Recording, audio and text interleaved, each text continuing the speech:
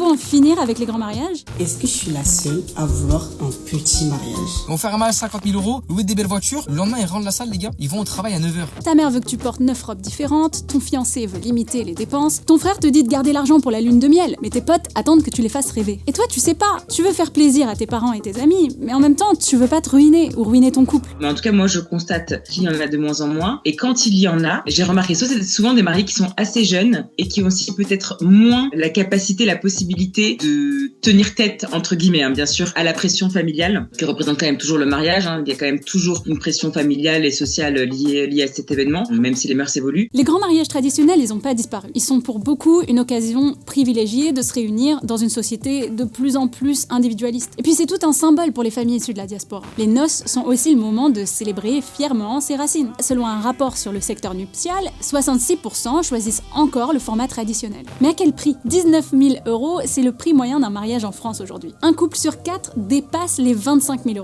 C'est l'industrie du mariage qui veut ça, et l'influence des réseaux sociaux aussi. Entre la cérémonie à 20 millions de Jeff Bezos et les influenceurs qui louent des châteaux, il y a deux types de réactions. Ceux qui veulent aussi leur moment et ceux qui saturent. Je suis pas prêt pour ce débat, mais je préfère largement faire un mariage avec 10 personnes qu'avec 400 personnes, avec que sa famille proche et la mienne, et ensuite partir en voyage dans 4 pays différents pour avoir des souvenirs. C'est vrai que dans les familles africaines, c'est hyper rare parce que généralement, on est nombreux. Il y a la tante, il y a le cousin, il y a l'oncle, il y a le mari du... Pas beaucoup de personnes, c'est raffiné, c'est chic. Et il y a vraiment les personnes que tu portes dans ton cœur. Chérine et Hakim se sont mariés en 2025, entourés de 38 invités. Et nous, c'était non négociable parce que moi, la médisance, j'en ai tellement vu dans les mariages maghrébins. Elles jugent les robes, parce que souvent, dans les traditions maghrébines, il y a la mariée, elle va porter plusieurs robes traditionnelles, etc. Et c'est vrai qu'à table, quand j'étais assise en tant qu'invitée et que je voyais toutes les tantes, tous les cousins, cousines, qui jugeaient, qui prenaient des photos, qui envoyaient ça à des amis, etc. Moi, c'est quand je vois les retours de des proches à moi qui ont fait ce genre de mariage et le ressenti qu'ils ont en repensant à leur mariage. La plupart du temps, c'est